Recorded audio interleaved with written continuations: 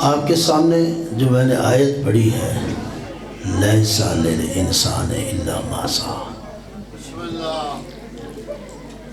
Nature انسان کی یہ ہے، فطرت انسان کی یہ ہے. توجہ ہے میری طرف؟ محبت فرمائیں گے تو گفتگو ہو جائے گی. اور اب آپ کی مشکلات بھی آسان ہیں. خوشخبری میں سنا دیتا ہوں کہ میرے بعد ایک ہی مقرر ہے، مولانا نصیر صاحب. انشاءاللہ آپ کی زحمت تمام ہے، بس وہ آئیں گے تو میں انشاءاللہ سمیٹ لوں گا. بات مجھے کہا یہ گیا ہے کہ جب تک وہ آ جائیں تو آپ اپنی گفتگو کو جاری رکھیں. اب آپ کی قسمت ہے وہ آدھے گھنٹے میں آ جائیں، وہ 3 گھنٹے بعد آ جائیں.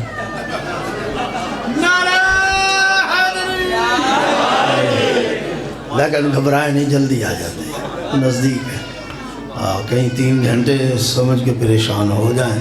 بہرحال مجھے نبھانا وہاں تک ہے، اس لیے مجھے یہ سمجھ آ رہی ہے کہ میں زیادہ مصائب نہیں پڑھ سکوں گا. ویسے بھی نہیں پڑھتا زیادہ، تھوڑا پڑھوں گا، لیکن ظاہر ہے جب وہ آئیں گے ٹائم کا پھر لحاظ اور ان کا ادب و احترام مجھے ملحوظ رکھنا ہوگا. 2-4 جملے ہی بس میں صاحب کے کہوں گا جہاں پہ بات پہنچی ہوگی. نیچر انسان کی یہ ہے جو میں عرض کر رہا تھا، فطرت انسان کی یہ ہے کہ انسان پہلے نتیجہ طے کرتا ہے اور پھر کام کی طرف قدم اٹھاتا ہے. ایسے ہی ہے نا، وہ نتیجہ دیکھتا پہلے ہے، حالانکہ نتیجے نے بعد میں آنا ہوتا ہے. سارا سال بچہ پڑھتا ہے اور پھر امتحان دیتا ہے اور پھر رزلٹ کا نتیجے کا انتظار کرتا ہے. امتحان بھی دیتا ہے، پڑھتا بھی ہے، محنت بھی کرتا ہے. تو یہ تو بات طے ہو گئی نا کہ اگر آپ نتیجہ چاہتے ہیں تو 2 کام آپ کو کرنے پڑیں گے.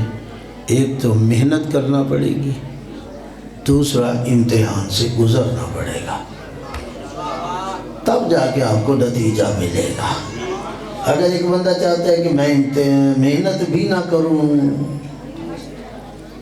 اور امتحان بھی نہ دوں اور نتیجہ مجھے وہ مل جائے جو انبیاء کو ملا ہے، تو پھر یہ کیسے ہو سکتا ہے میرے بھائی؟ کیسے ممکن ہے؟ اور یہ یاد رکھیے، میں بالکل بغیر کسی لپٹائی کے اور بغیر کسی پردے کے آپ کے ساتھ بات کرنا چاہتا ہوں، اور میری عادت ہے میں کرتا ہوں. یہ ذہن میں خیال نہیں رہنا چاہیے کہ ہم ایسے ہی جنت میں چلے جائیں گے.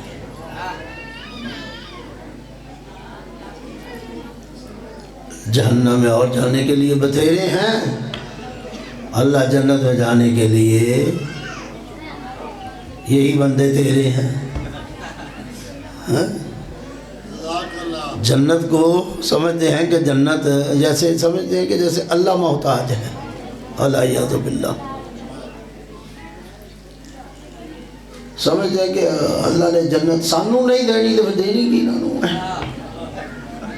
کینے جانا جنت میں اگر ہمیں نہیں جانا.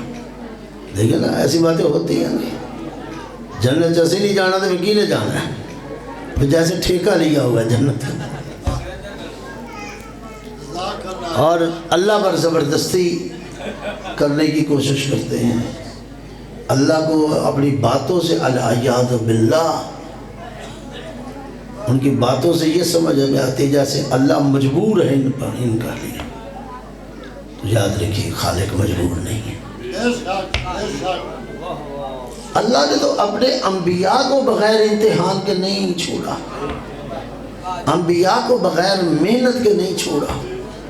مجھے آپ جناب آدم سے لے کے حضرت خاتم تک 1,24,000 انبیاء، ایک نبی ایسا دکھا دیں جس نے محنت بھی نہ کی ہو اور امتحان بھی نہ دیا ہو. دکھائیں. ان سے پیارا تو اللہ کو کوئی نہیں ہے نا زیادہ. جی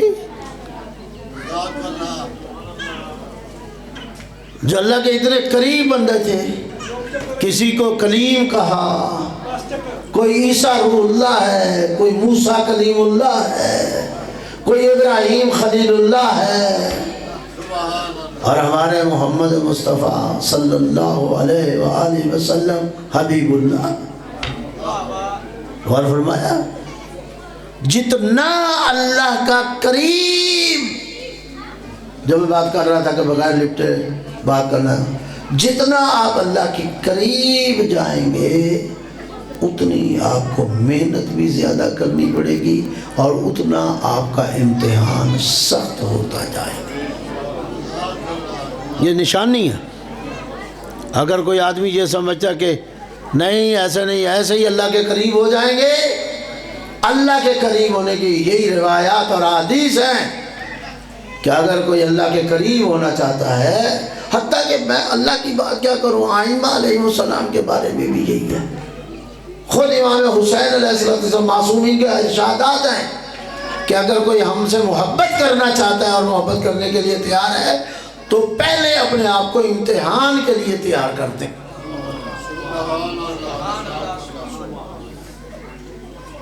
پہلے وہ تیار ہو تاکہ وہ اس امتحان سے گزرے۔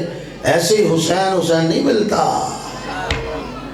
نہ ایسے علی ملتا ہے، نہ ایسے ہی حسین ملتا۔ ابھی آپ مولانا سے سن رہے تھے، جب انہیں یقین تھا رسول کی زبان سے نکلا ہے، کل علم اسے دیا جائے گا جو قرار اور غیر قرار ہوگا۔ ابھی مولانا نے نہیں پڑھا کہ اعزازات ملیں گے، یقین تھا نا۔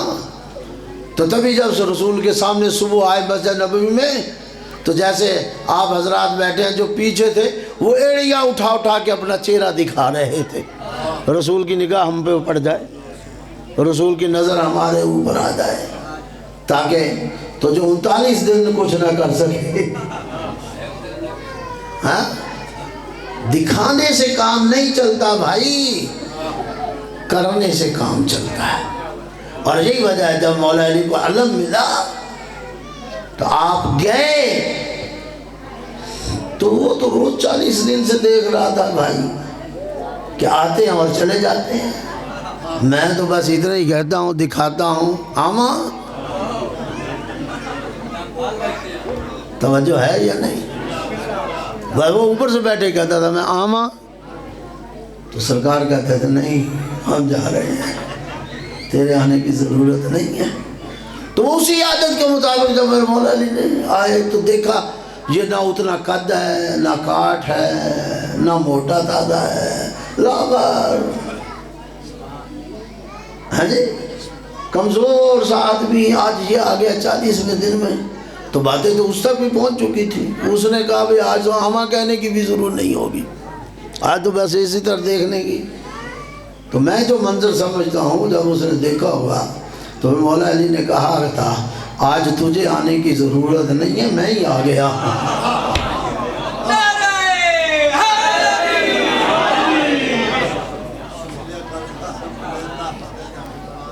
تجھے آنے کی ضرورت نہیں، ہاں میں آ گیا ہوں۔ اور وہ آیا، توجہ ہے یا نہیں؟ اور بہرحال مجھے اور طرف جانا ہے، میں اس بات کو واپس لے آتا ہوں تاکہ میرے اسی پہ ٹائم نہ گزر جائے۔ علی نے ہمیشہ تعارف اپنے باپ کے نام سے کرایا، کہیں بھی گئے تو یہی کہا انا علی ابن ابی طالب، میں علی کا بیٹا ہوں۔ لیکن دو ہی مقام ہیں جہاں میرے مولا نے، اور ان میں سے ایک یہ ہے کہا سمتنی امی و حیدرا، میں وہ ہوں جس کا نام اس کی ماں نے حیدر رکھا۔ کبھی غور کریں کہ کیوں کہا سمتنی امی و حیدرا؟ اس لیے کہ امام تھے، امام جانتا ہے۔ آج جو دنیا جو ویسے کرے، کوئی کیا کرے، مجھے اس سے تعلق نہیں ہے۔ امام نے جب کہا سمتنی امی و حیدرا، میری ماں نے میرا نام حیدر رکھا ہے، کیوں کہا؟ علماء نے لکھا اس لیے کہ بچپن میں اس کی ماں اسے یہ کہتی کہ دیکھ ہر سے لڑنا، جس کا نام حیدر ہو اس سے نہ لڑنا، ہاں جی، ہر ایک سے لڑ لینا۔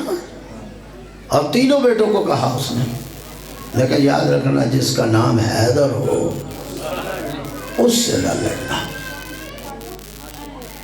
اور جب آپ نے کہا نا سمتنی امی و حیدرہ، تو میرے مولا نے در حقیقت اس کو اپنی ماں کی بات یاد دلائی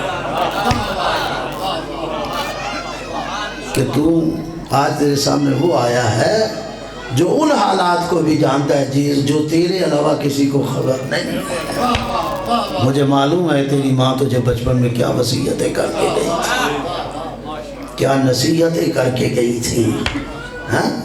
تو آج وہی حیدر آیا، اور یہی ہے جب اس نے سنا نا کہ یہ آنے والا کہہ رہا سمتنی امی و حیدرہ، تو اس نے گھوڑے کو واپس موڑا اور جانے لگا۔ مگر وہ کاریگر ہے نا جو دوسرا بھی، وہ آ گیا، کہا کیا کر رہے ہو، اتنے بڑے بڑے تیرے سامنے نہیں ٹھہرے، یہ تیرے سامنے کھڑا ہو جائے گا۔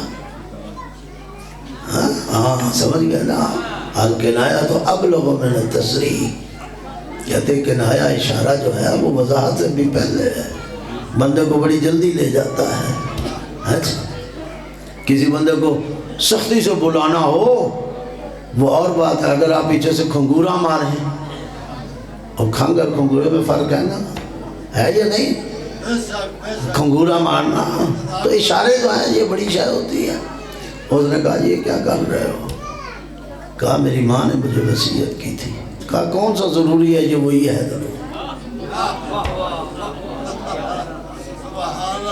ضروری تو نہیں کہ یہ وہی حیدر ہو، وہم ڈالنے والا، ہاں ایسے لوگ ہیں کاریگر، چیزیں ہیں جو بہرحال میں جو واپس آنا لیس للانسان الا ما سعی۔ اللہ نے اسی سوچ کو توڑا، کہا انسان جو تو سمجھتا ہے کہ پہلے نتیجہ ملے اور پھر تیرا اقدام ہو، نہ یہ چھوڑ، تیرے پاس سوائے سعی اور کوشش کے نہیں ہے۔ لیس للانسان، انسان کے پاس کچھ نہیں ہے الا سوائے سعی و کوشش کی۔ اگر آپ یہ کر کے کام کرو گے تو ممکن ہے ہزارہا عمل خیر کو چھوڑ دو، نیکیاں انجام ہی نہ دو۔ لیس للانسان الا ما سعی، تمہارے پاس سعی اور کوشش کی کچھ نہیں ہے، یہ سمجھ کے کر کے نہیں پہلے مجھے وہ چیز چاہیے تو پھر تو کہیں کام کر ہی نہیں سکے گا۔ اسی لیے ایک اور مقام پہ فرمایا السعی منا والاتمام من اللہ، آپ کی طرف سے سعی اور کوشش اور محنت ہے وہ کیجئے، انجام اللہ کے ہاتھ چھوڑ دیجئے، نتیجہ اللہ کے ہاتھ چھوڑیے، نتیجہ آپ کے ہاتھ میں نہیں ہے، اور نتیجہ آپ رکھ بھی نہیں سکتے، اس لیے کہ وہ جاننے والا ہے ما فی الصدور کو، جو سینوں میں ہے۔ اسی لیے جب بھی جتنی عبادتیں، گھبرا تو نہیں گئے، جتنی عبادتیں ہم انجام دیتے ہیں نیت کیا کرتے ہیں؟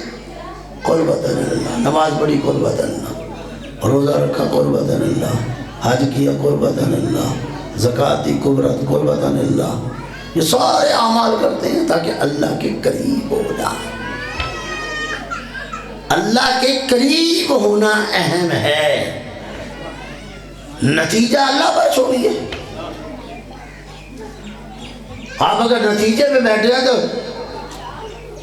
نماز شروع تو اللہ کے لیے کی ہے لیکن ممکن ہے وہ اللہ کے لیے رہی نہ ہو، روزہ اللہ کے لیے رکھا لیکن رکھنے میں ممکن ہے تم گھوم گئے، حج اللہ کے لیے شروع کیا ممکن ہے وہ پھر کسی اور کے لیے ہو۔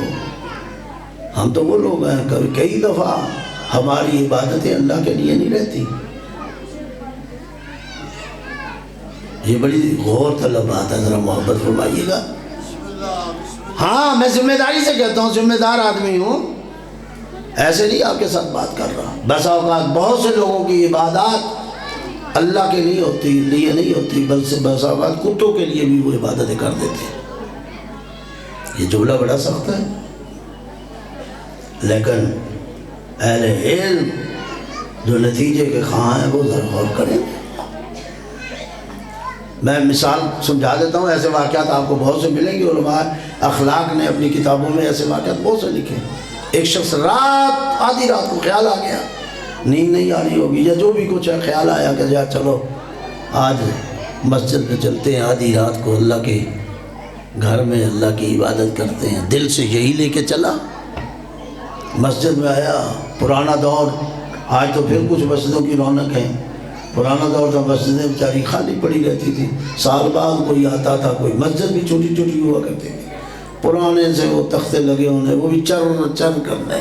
جب کھولو توجہ، گھبرا تو نہیں گیا، آیا دیکھا دروازہ کھولا، چر وہ بڑی دیر سے، پھر آگے دیکھا جالے سمٹ گیا، وہ جالے ہٹائے، ہاں جی چلو جیسے تیسے مسلح بچھا ہوا، اس کے بڑی عقیدت سے اس نے نماز شروع کی۔ آیا گھر سے اسی لیے، لیکن امتحان ہوتا ہے، بات یاد رہے۔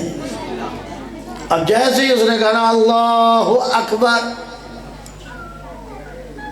پیچھے سے تھوڑی سی دروازہ کھلا، اور پھر وہ چر چر کی آواز آئی۔ اسے محسوس ہوا کہ مسجد میں داخل ہوا ہے بندہ مسجد میں ہے، یہ وہ موڑ ہے۔ میں نے کہا نا کاریگر بڑے ہوتے ہیں، فوراً اس کے دل میں خیال آ گیا، آیا تھا اللہ کی نماز پڑھنے، فوراً سوچا بھئی دیکھو میں بھی آیا ہوں، اس کا مطلب آدھی رات کو کوئی اور بندہ بھی آیا ہے نماز پڑھنے۔ اب وہ مجھے دیکھا گئے گا، بھئی یہ شبیر تو بڑا نیک بندہ ہے، میں فرضی نام لے رہا ہوں، یہ شبیر تو بڑا نیک بندہ، آدھی رات کو اللہ کی نماز پڑھ رہا ہے۔ صبح یہ ایک کو کہے گا، دوسرا دوسرے کو کہے گا، تیسرے کو کہے گا، پورے گاؤں میں پورے محلے میں یہ بات چلے گی، پھیلے گی کہ شبیر تو رات کو اللہ کی بارگاہ میں جاتا ہے، نمازیں پڑھتا ہے، ہاں جی جہاں اس نے 5 منٹ پڑھنی تھی نمازیں یا 10 منٹ پڑھنی تھی، اس نے آدھا گھنٹہ لگایا، ساری نماز میں یہی سرکل چلتا رہا، نہیں غور فرمایا۔ توجہ ہے کیا کہ اب شبیر کی نماز اس نے دیکھ لی ہے، شبیر کو مسجد میں دیکھ لیا ہے، اب یہ پورے پنڈ کو، پورے گاؤں کو، پورے شہر کو، پورے خاندان کو بتائے گا، اور میری ماشاءاللہ مشہوری ہوگی۔ اور یہ کیا ہے؟ یہ وہ ٹرن پوائنٹ تھا، یہ امتحان کا موقع تھا کہ گھر سے اللہ کے لیے چلا تھا تو آیا رہا بھی اللہ کے لیے۔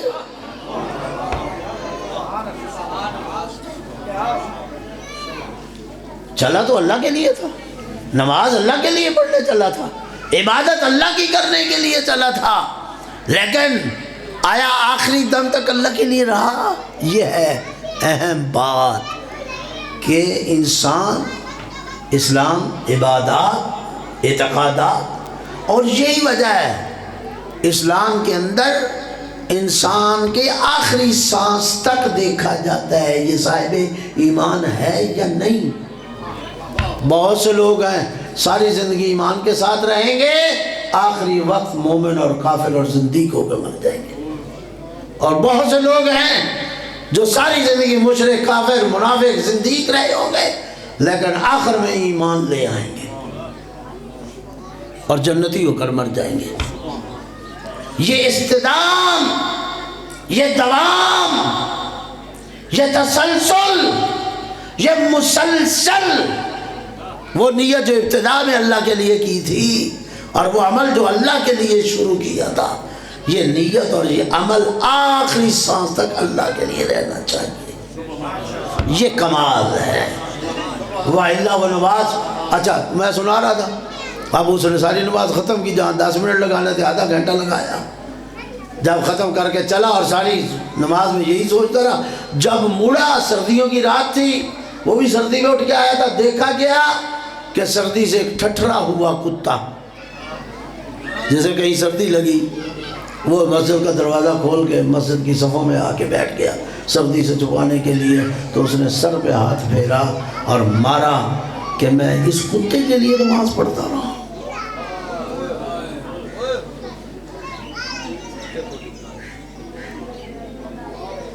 جی یہ ہے ریاکاری. اسے کہتے ہیں ریاکاری، دکھاوا. ایسی 1000 رکعت پڑھ، اس کا کوئی فائدہ نہیں. 1 رکعت اللہ کے لیے پڑھ، وہ 1000 رکعت سے فائدہ مند. چلو میں آپ کو